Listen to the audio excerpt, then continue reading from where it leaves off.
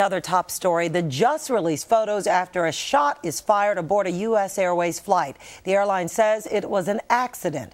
WCNC reporter Mark Boone is live now with what he's learned about the federal investigation and the pilot who fired that shot. Mark? Yes, Sonia, we've learned that pilot has now been grounded and he's no longer allowed to carry a gun onto a plane, at least until he's cleared by federal investigators.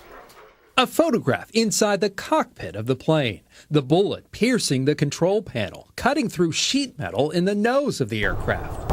It happened Saturday morning as the US Airways flight from Denver made its final approach to Charlotte Douglas. Sources say because the jet had made its descent to 10,000 feet, air pressure inside the plane was never an issue. The pilot is a volunteer with the Federal Flight Deck Officers Program, created after the 9/11 terror attacks. There are now thousands of pilots who carry a .40 caliber H&K pistol similar to this one. With this type firearm, the trigger would have had to be pulled. Gun shop owner Larry Hyatt says it's possible the pilot thought the gun's chamber was empty, when in fact there was a bullet ready to be fired.